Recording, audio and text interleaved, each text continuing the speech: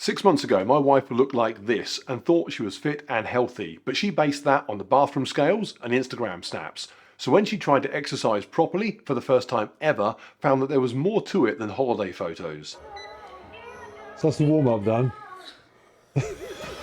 So she stopped looking at her weight or the mirror and instead took training and diet seriously. 2 days ago, she reached her first goal, to race with me as a proper competitive athlete and do at least above average. As well as that event, this video will cover the 5 things that she's gained since starting this process. Things that made her faster, but more importantly, happier about herself than when she was sat on that beach. She was supposed to be doing this introduction herself, but we've both been a bit under the weather the last couple of days and I've recovered quicker. So I guess it falls on me to add that she would have wanted to say that I've been her rock throughout the journey and her success is, in a way, it's kind of my success really. It's definitely what she'd want to say. When I start making a video, what the story will be isn't always obvious. Here, it was about halfway through the race. As I was yelling for Jenna to slow down so that I could keep up, I realised the story was, what the hell have I done to my wife? But we begin with a quick summary of what got us into that arena. In April, Jenna was 33, no history of hard exercise or sport. She'd go to the gym once or twice a week, maybe, pick a machine that looked like it had the most comfortable seat. And she'd done one 5k park run, struggled to get under half an hour. In her favour, she was not overweight. Diet was rubbish, but not an excess of calories. So for example, when she tried to join me on a run over the Welsh mountains, she got round, very slowly, but in a way she'd never be able to do if she had excess fat. Doesn't mean fat people can't run. I ran when I was very fat, but I got faster as I got lighter, and even now will get slower when I get heavier. Physics. But don't mistake not being overweight with health. It's only a single part of that. So people saying to Jen, as they did, look at you, of course you can do these things, were as wrong as if they'd said, well, you don't smoke, so it's easy for you. So on the surface, in shape by social media definitions, but underneath, not fit. And we tested that theory to be sure. Meanwhile, back in April, I was 48 years old, after years of exercise and no longer fat and unhealthy, fit enough to try new things, running, cycling, whatever, or HYROX multi-fitness racing, and do okay. Not great, but better than most, and that's my sweet spot. I ran a couple of those events, even qualified for the World Championships, but didn't bother going because I want to enjoy a balanced lifestyle with no huge focus on anything, whether it's junk food or exercise. Something done past sensible moderation just isn't for me. Doesn't mean I won't occasionally binge eat or go all out and try and get a great result. But I always settle back on just above average and happy with that. So in April, our fitness levels quite different from each other. 4 days ago, we ran side by side, for the most part, in the HYROX mixed pairs event in Birmingham, had that gap closed. And why did the 5 things that Jen had gained cause me an issue? So as we get ready to go into the starting pen, if you've not heard of HYROX, doesn't matter, I'll explain as we go. Or check in the description, I'll link to one of my previous races where I go into more depth. All you really need to know is there's 8 1-kilometre runs with 8 exercise stations between each run, open to elite athletes and regular Joes. A perfect way to test all that training Jen had been doing and just enjoy some no pressure, quality time together. And get under 1 hour 20 or her dog gets it. Right, as my kid almost misses us on the first run, let's pause. You start around the back of the arena, but once you are into the race, this yellow arch is where you come in after your 1k, which is 2 laps of the arena, and the black arch is where you go back out. Having completed those first 2 laps, we are now running in here to exercise number 1, the 1-kilometre ski erg, and things are not quite going to plan even at this early stage. Jen was running quicker than I thought she would. We had a rough idea on sensible pace, but it wasn't what she did, and because the first lap had that start around the back, the distance for the first run was a bit out of line with the rest, so I hadn't realised based off my watch. So I just went with plan A, which was to push as hard as possible on the obstacles and get my breath back during Jen's slow runs in between. So I attacked the ski with an unsustainable pace, but allowing Jen to jump in while I recover before I take over again. As a result, we were in the zone, because it's not just time spent on the machine they track, for 3 minutes 46. 15 seconds up on my best solo effort, and 6th place out of the 60 other couples in our age group. Which was all fine until Jen led us out onto the second run. When I'd run solo, I found that I would start my runs at a quick 5-kilometre pace, and they would drift over the event to a pace I would run a leisurely 10k at. For me, that means under 4 minutes to around 5.5 minute kilometres.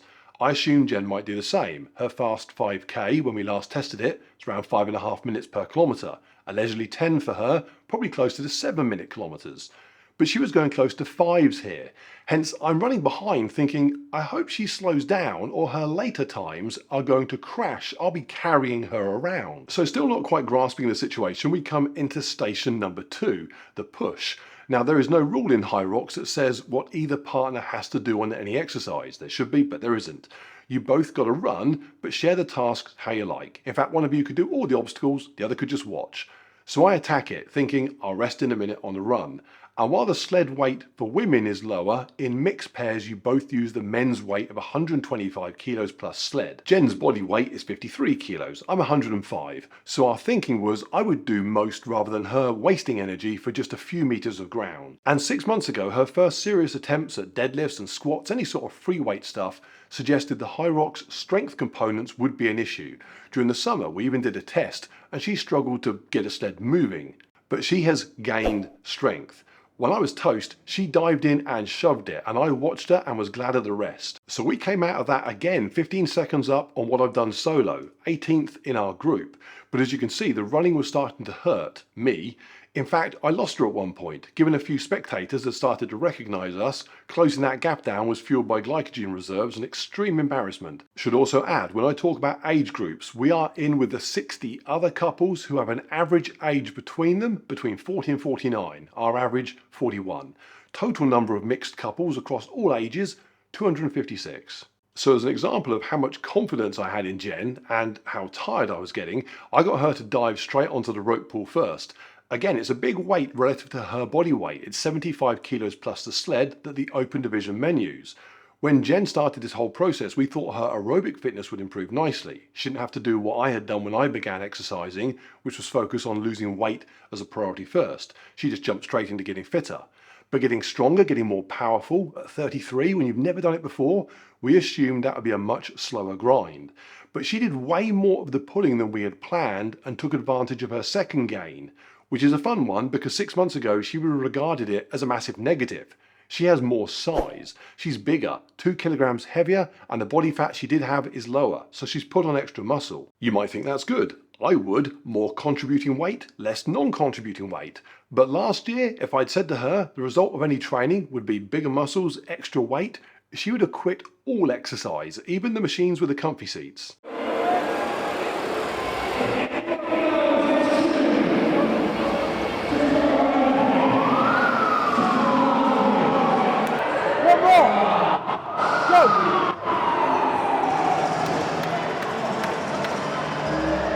So we are out of there, 30 seconds faster than my solo pull time and 15th in our age group. But the runs are starting to suffer. We run a 5:08, but there's no question Jen could have gone under 5 minutes had I been able to. And going into the burpee broad jumps was where the start of the decline in performance really started to bite. I was exhausted, so much so that I got Jen to start again. And this is just a tough one if you are suffering with fatigue. As a couple, a nice rhythm, a nice technique, share the effort, everyone's smiling, whatever the task. But when one or both of you are too tired, those qualities go out the window.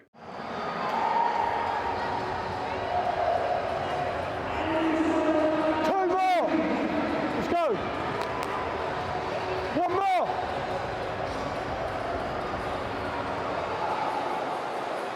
We knew it would be hard, but this was just something else. 10 seconds slower than I've done it on my own. That said, the following run was a 5:30 when I'd have been expecting 6:30 at this point from Jen. And again, she's pulling me around. And then the row. Jen did not do any of the row, and as this video is primarily about her performance, I'll put it at the end. Suffice to say, it was brutal and resulted in a 5:39 run afterwards. Watching Jen in the footage, I imagine she'd been okay running close to 5 minutes. In fact, as we pass the camera, she's literally laughing at how tired I look.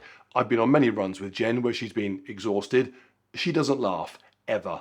Right, farmer's carry. Ideally, the rules I mentioned before would force couples to share the exercises, but they don't. So making Jen carry a couple of kettlebells that are only a few kilos off her total body weight when I can jog with them is pointless.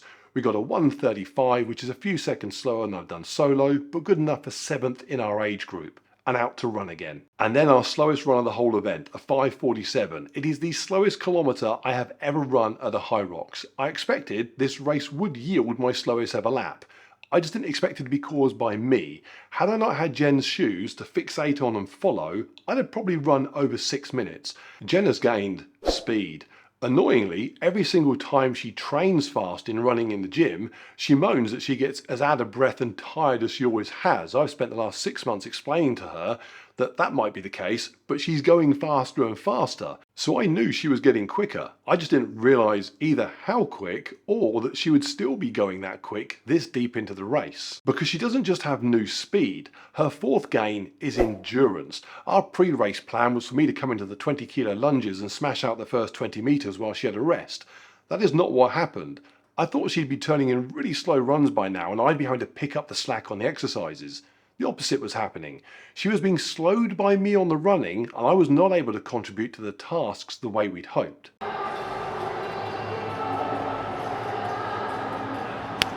Come on, babe. Good stuff.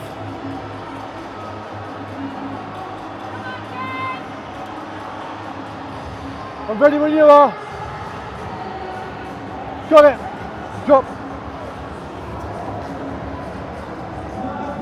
The only positive was that seeing her push so hard motivated me to push harder, so we went all out on this one with effort if not results. Oddly, we ended up 40th overall. It certainly felt quicker. We left nothing on the table, which is more than I can say for the final run, a 5:26. Again, looking at Jen here, she's left me sat dying on the table. And so into the final exercise, 100 wall balls. As we entered the zone at about 1 hour 14, I knew to get under 1 hour 20 was going to be tight.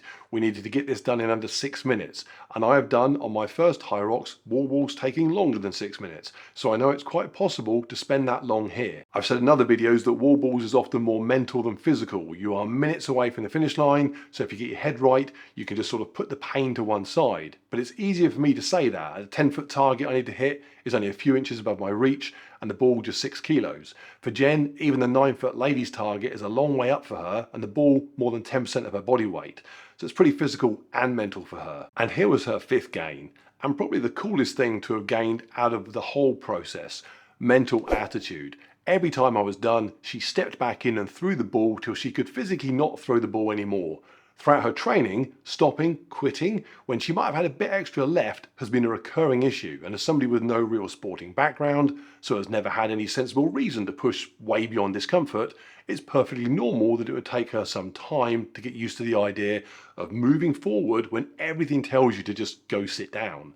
What's amazing is that she's really starting to get a hang of it.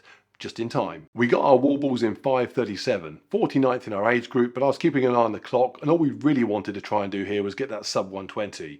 Crossed the line in 1 hour 19 minutes 21 seconds. Job done. And just adding one final time to the list, we spent a total of 43 minutes 33 seconds running our 8 kilometers. That was 16th in age group. Interestingly, that works out at a 5-minute 27 per kilometre pace, or pretty much exactly Jen's PB 5k time, which is bonkers because if I ran a HYROX doing my 5k PB time, I'd be doing 3-minute 48 kilometres.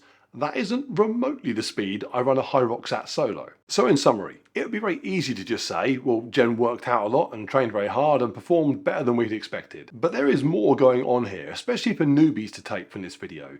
First of all, Jen and I are not pro athletes. Our job is YouTube. That means hours a day of editing, sat in front of computers, brainstorming, trying to be creative, while also doing our taxes and admin and everything else that just comes with being self-employed. Our Instagram and here is full of exercise because videos on doing your taxes don't do very well. So it's easy to assume we do nothing but work out and therefore gains are easy to be had.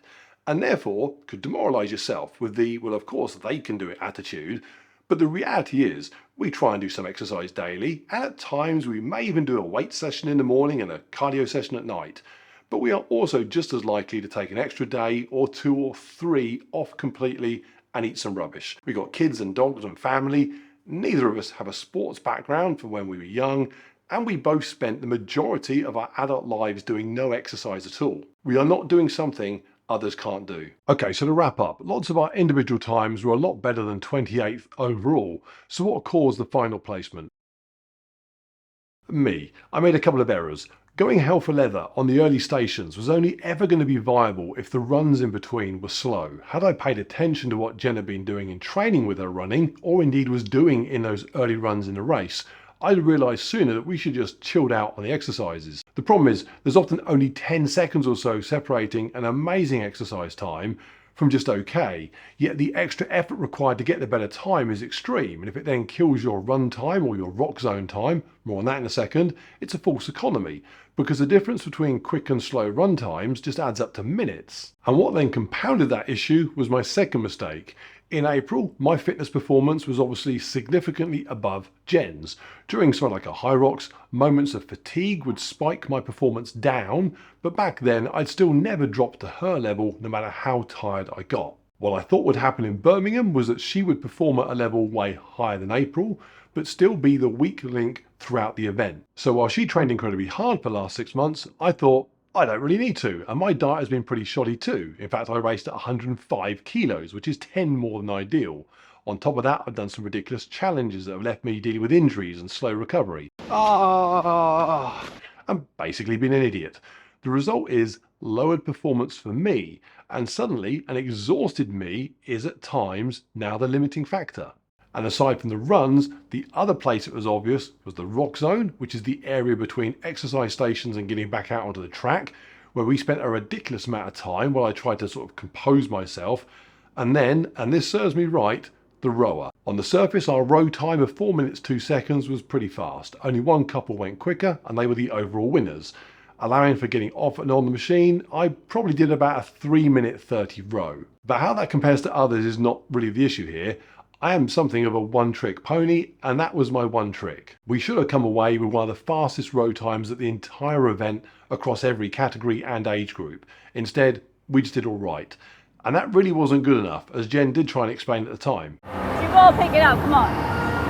1.5. Come on. Hey, come on, wake up. As soon as the rubber feet go, run. Come on, get it down to 130 for the last 100 meters. Get up, get up, get up, get up, get up.